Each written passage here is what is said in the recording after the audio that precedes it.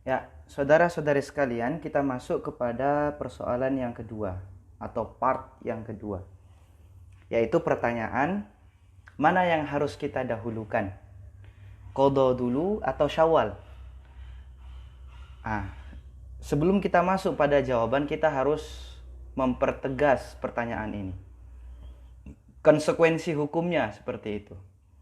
Karena ulama berbeda pendapat dalam persoalan ini dari beberapa segi. Segi yang pertama adalah segi boleh tidak boleh. Ada ulama yang mengatakan boleh mendahulukan Syawal sebelum selesainya qadha. Nah, ada juga yang tidak memperbolehkan mendahulukan Syawal sebelum selesainya qadha. Konsekuensinya apa? Orang yang mendahulukan Syawal sebelum selesainya qadha, maka ulama yang berpendapat tidak boleh itu berkonsekuensi pada dia tidak akan mendapatkan pahala yang dijanjikan sebagaimana yang disebutkan di dalam hadis. Nah, ini yang penting harus kita ketahui. Oke, jadi saya merucutkan pendapat ini menjadi dua agar bisa lebih sederhana. Seperti itu. Nah, kita bahas yang enak dulu. Pendapat yang memperbolehkan. Nah, jadi pendapat pertama, jadi ulama memperbolehkan puasa Syawal. Bahkan puasa sunnah apa saja sebelum selesainya qadha Ramadan, tetapi disertai dengan hukum makruh apabila puasa sunnah yang dikerjakan adalah sunnah yang tidak dibatasi dengan waktu, atau disebut as-sunnah al-mutlaqah. Sunnah-sunnah yang mutlak, artinya tidak terbatasi waktu. Puasa Daud, puasa Senin Kamis misalnya ya. Nah, itu tidak terbatasi waktu seperti itu. Nah, adapun kategori puasa sunnah yang dibatasi dengan waktu, as-sunnah al-muqayyadah, maka boleh untuk dikerjakan sebelum selesainya qadha Ramadan. Ini pendapat yang pertama. Dasar dalilnya apa? Yang pertama adalah dalil para ulama yang berpendapat ini mendasari dalilnya dengan keumuman pernyataan firman Allah atau dalil yang menunjukkan bahwa hukum asal dari puasa qadha Ramadan itu adalah sebuah kewajiban yang dilonggarkan. Jadi wajibun muwassa'un. Jadi qadha itu memang hukumnya adalah suatu kewajiban tetapi pelaksanaannya itu dilonggarkan. Kewajiban yang muwassa' dilonggarkan atau diperluas. Sehingga karena dia muwassa'un, maka diperbolehkan di dalamnya mengakhirkan atau menunda pembayarannya sampai dengan Ramadan berikutnya. Nah, pernyataan ini atau argumentasi ini didasari dengan apa? Ya, didasari dengan firman Allah surat Al-Baqarah ayat 48 pada kalimat faman kana minkum maridon aw ala safarin, barang siapa di antara kalian yang tidak berpuasa atau batal karena sakit atau karena dalam perjalanan, Allah berfirman fa'iddatun min ayyamin ukhor, maka penggantinya itu dilakukan di hari-hari yang lain. Nah, hari-hari yang lain menggunakan kata-kata ukhor. Kata ukhor itu yang lain tanpa terbatasi waktunya. Nah, makanya ulama mengatakan begini. Dalat hadhil ayah ala annal qadha ala tarahi wala taqayyadha biwaqtin muhaddadin. Jadi ayat ini menunjukkan bahwa pelaksanaan qadha atau pengganti puasa Ramadan itu berdasarkan atau sifatnya at-tarahi, boleh dilonggarkan, dan dia tidak dibatasi atau dispesifikasi dengan waktu-waktu yang tertentu saja. Sehingga dengan demikian, kata ulama lagi, idza jaza ta'khir Ramadan fala mani'a idzan min tanaffuli qabla qada'i Ramadan. Jadi apabila boleh mengakhirkan qada Ramadan, maka dengan demikian tidak ada halangan bagi seseorang untuk melaksanakan puasa sunnah sebelum selesainya puasa qada Ramadan. Nah, itu dalil yang pertama dari pengertian atau pemahaman kalimat fa'iddatun min ayyamin ukhar. Lalu dalil yang kedua, hadis dari Aisyah radhiyallahu anha. Jadi praktek yang dilakukan oleh Aisyah. Dalam sebuah riwayat dikatakan, kana yakunu alayya as-saumu min Ramadan. Fama astati'u an aqdiyahu illa fi Sya'ban alladhi yali. Jadi adalah suatu hari padaku kewajiban mengganti qada puasa Ramadan. Tetapi saya tidak pernah bisa untuk menggantinya kecuali sampai pada Sya'ban di bulan berikutnya. Maksudnya misalnya Ramadan, banyak qada di Ramadan ini selama itu tidak bisa sampai ketemu lagi dengan bulan Sya'ban. Nah, sehingga ini menunjukkan apa? Berarti Aisyah radhiyallahu anha pernah tidak membayar qada Ramadannya dengan jangka waktu yang cukup lama, sampai ketemu dengan Sya'ban lagi atau sampai mendekati bulan Ramadan lagi. Dan tentunya sangat tidak mungkin, kalau kata-kata ulama itu wayab'adu, dan sungguh sangat jauh bahwa Aisyah radhiyallahu anha selama masa itu tidak pernah puasa sunnah. Jadi maksudnya sangat tidak mungkin dalam masa itu, belum membayar puasa qada Ramadan itu, Aisyah radhiyallahu anha yang statusnya adalah anak dari seorang Abu Bakar As-Siddiq dan juga istri Rasulullah sallallahu alaihi wasallam, tidak mungkin selama itu tidak melaksanakan puasa sunnah. Tidak mungkin, katanya ulama. Sangat jauh kemungkinan, wah saya tidak usah puasa sunnah karena belum bayar qada, kan tidak mungkin seperti itu. Nah, pasti kemungkinan besarnya selama meskipun belum qada Ramadan, Aisyah radhiyallahu anha itu juga melaksanakan puasa. Misalnya dikatakan la tasumuna fila mutlaqan khilalas sanah raqma wujudil ayyamil lati hatta syari' ala saumiha wa ma'a qaunin nabi yasumu hatta yaqula la yuftir ila akhiri. Jadi maksudnya tidak mungkin Aisyah radhiyallahu anha selama masa penunggu itu, selama sebelum masuk Sya'ban itu tidak mengerjakan puasa sunnah yang lain, padahal ada perintah dari syariat untuk berpuasa sunnah pada bulan termasuk ya Syawal, seperti itu.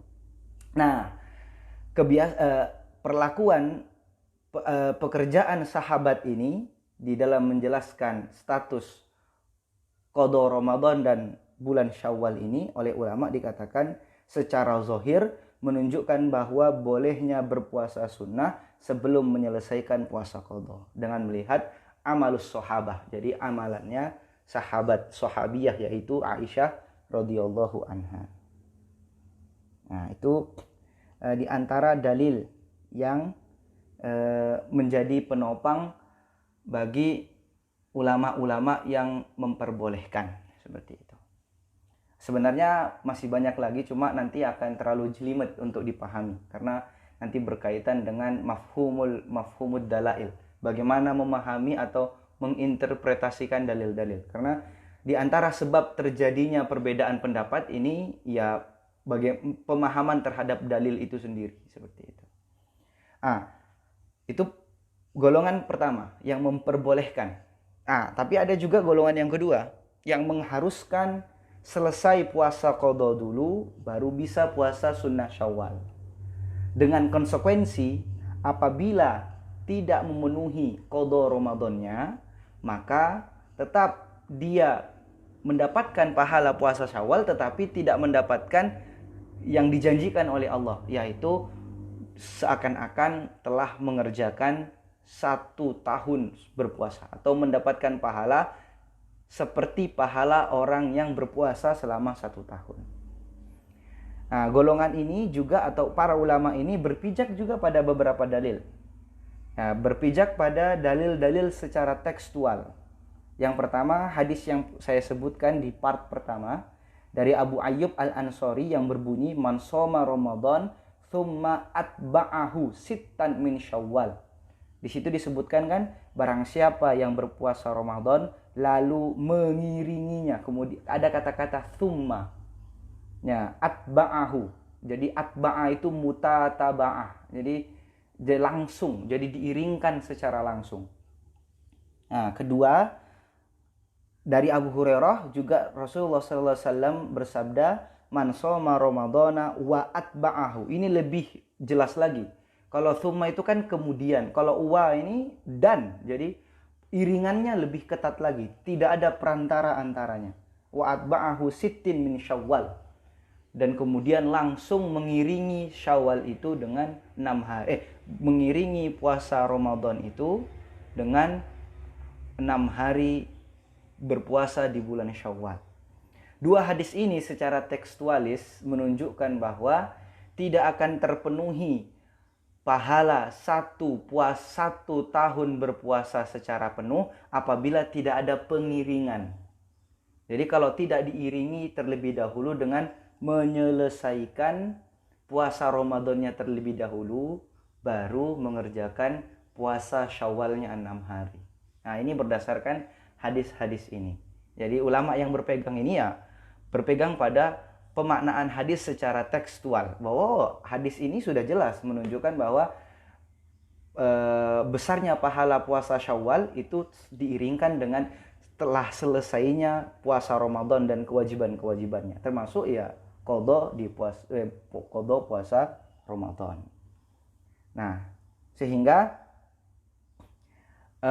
puasa Syawal bagi ulama ini tidak mutlak, tidak berlaku mutlak, tidak berlaku secara tidak berlaku tanpa ada pembatasan. Jadi ada batasannya, disebut takyid, ditakyidkan dengan kata-kata tsumma atba'ahu atau wa atba'ahu, itu langsung diiringkan. Ayat tadi itu juga tidak berlaku mutlak, tetapi dikhususkan atau dijelaskan dengan hadis-hadis ini. Nah, maka itu beberapa pendapat. Jadi ada 2 pendapat. Nah, yang menjadi perhatian kita adalah yang ingin saya tekankan. Saya tidak akan terlalu banyak membahas perbedaan-perbedaannya di sini, maksudnya bantahan satu sama lain, tapi kita tahu ada realitas ulama yang berbeda pendapat. Jadi tidak boleh gontok-gontokan, kita harus bertoleransi dalam hal ini. Nah, yang ingin saya tekankan di sini adalah yang pertama, kedua golongan ulama yang punya perbedaan pendapat ini bersepakat akan satu hal. Sepakatnya apa? Mereka sama-sama sepakat bahwa yang paling utama dikerjakan itu adalah apabila seseorang mampu, maka harus dikerjakan ini. Yang paling utama adalah dia mengqadha Ramadannya dulu, lalu mengerjakan Syawalnya lagi, baru mengerjakan Syawalnya. Ini yang paling utama. Tidak ada perselisihan di antara para ulama ini. Ini afdoliyahnya itu yang paling utama dari mengerjakan puasa Syawal. Jadi kalau bisa ya kita harus qadha dulu baru mengerjakan puasa Syawal. Bahkan ulama yang tadi tidak memperbolehkan puasa Syawal terlebih dahulu itu mengatakan begini, bagi orang yang ternyata utang puasa Ramadannya itu lebih daripada 1 bulan Syawal, maka dia mengerjakan dulu qadhonya semua, lalu mengerjakan puasa Syawalnya di bulan setelah puasa Syawal, dan itu dianggap dia mengerjakan puasa Syawal meskipun tidak di bulan Syawal. Karena apa? Karena katanya dia tidak mengerjakan puasa Syawal itu karena ada uzur, ada alasan. Alasannya apa? Untuk membayar hutang puasa Ramadannya terlebih dahulu. Sampai seperti itu bagi ulama-ulama yang menyatakan tidak boleh mendahulukan puasa 6 hari Syawal sebelum selesainya puasa qada Ramadan. Nah, tapi intinya saya ingin mengatakan ulama bersepakat dalam hal ini. Dalam hal afdolnya itu qada Ramadan dulu lalu puasa sunnah Syawal. Karena apa? Kesepakatan ini dilandasi oleh status hukum antara puasa qada Ramadan dengan puasa 6 hari di bulan Syawal. Kalau qada Ramadan itu digolongkan sebagai as-shaum al-wajib, jadi puasa wajib. Sementara puasa 6 hari di bulan Syawal itu sunnah. Maka yang wajib itu haruslah kita dahulukan dibanding yang sunnah. Nah, jadi itu kaidah prinsip di dalam fikihnya seperti itu. Jadi prinsip umum, prinsip secara asas itu kita mendahulukan yang wajib dibanding yang sunnah. Nah, kemudian yang kedua, bahwa di antara kita tidak ada yang tahu umur itu sampai kapan. Jadi bisa jadi ketika mendahulukan puasa Syawal, tetapi kemudian di tengah mengerjakan itu, padahal kita masih punya hutang Ramadan, kita telah dicabut nyawanya oleh Allah Subhanahu wa Ta'ala. Maka tentu yang demikian itu lebih didahulukan, lebih diutamakan untuk memenuhi hutang kita kepada Allah terlebih dahulu, yaitu hutang puasa Ramadan itu. Itu pendapat yang kedua ini, argumentasi yang disampaikan Ustadz Adi Hidayat. Nah, cuma saya tetap menyatakan bagi yang mau mengikuti pendapat yang pertama silahkan, karena memang punya dasar dalilnya. Tapi juga bagi yang kedua juga silahkan. Hanya saja kedua-dua ulama ini, saya ulangi lagi agar lebih tegas, sepakat dalam keutamaannya. Jadi keutamaannya adalah mendahulukan qada Ramadan terlebih dahulu, baru melaksanakan puasa Syawal. Maka dengan melihat adanya ini, adanya perbedaan ini, lalu adanya satu sisi yang disepakati bersama, saya pribadi melihat bahwa begini, kalau hutang Ramadannya itu sedikit, jadi misalnya seorang lelaki yang punya hutang di bulan Ramadan, hutangnya cuma 2 hari lah, 3 hari atau 4 hari, maka bagi saya diharuskan untuknya membayar qada Ramadannya terlebih dahulu. Diharuskan untuknya membayar qada Ramadannya terlebih dahulu, baru melaksanakan puasa Syawal, seperti itu. Nah, tapi bagi pihak yang sulit, dikarenakan yang pertama barangkali hutangnya banyak sekali, kemudian yang kedua waktunya sulit untuk membayar hutang. Nah, siapa yang bisa dalam keadaan ini? Ya perempuan. Perempuan yang setiap dapat Ramadan pasti haid dan hutangnya bertumpuk-tumpuk seperti itu. Atau juga perempuan yang nifas dan lebih memilih qada daripada fidyah. Maka untuk pihak-pihak seperti ini, bagi saya, karena ada kesulitan, masyaqqah, kesulitan untuk mengerjakan qada Ramadannya, maka mereka dalam hal ini, bagi pribadi saya, dengan melihat banyaknya pendapat-pendapat ini, diperbolehkan untuk puasa Syawal. Dengan merujuk tadi, apa yang dilakukan oleh Aisyah radhiyallahu anha. Boleh mengerjakan puasa Syawal, baru setelah itu menyicil utang puasa Ramadannya. Tetapi ingat, prinsipnya jangan mempermudah-mudah. Jadi sudah diberikan kemudahan tapi malah dimudah-mudahkan lagi. Artinya karena saking banyaknya malas, ya sudahlah, akhirnya bertumpuk. Jadi makin lama makin sulit seperti itu. Itu jangan. Jadi tetap harus disegerakan untuk membayar hutang puasa Ramadan itu. Dalam hal ini seperti itu. Jadi kalau ditanya yang mana duluan, qada dulu atau Syawal dulu? Kesimpulannya ini ya. Qada dulu atau Syawal dulu? Ya afdolnya kedua-dua ulama yang berbeda pendapat qada dulu baru Syawal. Tetapi ada juga yang berpendapat boleh mendahulukan Syawal dibanding qada, seperti yang saya jelaskan dalilnya. Tetapi ada juga yang mengatakan kalau Syawal dulu sebelum selesai qadanya, maka dia tidak akan mendapatkan pahala yang dijanjikan oleh Allah Subhanahu wa Ta'ala. Tetapi tadi komprominya seperti tadi. Jadi yang sedikit, cuma sedikit utang puasanya, bayar hutang puasanya dulu baru Syawal. Bagi yang sulit banyak hutangnya seperti ya tadi, perempuan dalam kondisi seperti itu ya silahkan puasa Syawal terlebih dahulu baru segera membayar kodonya. Itu. Allahu a'lam bishawab.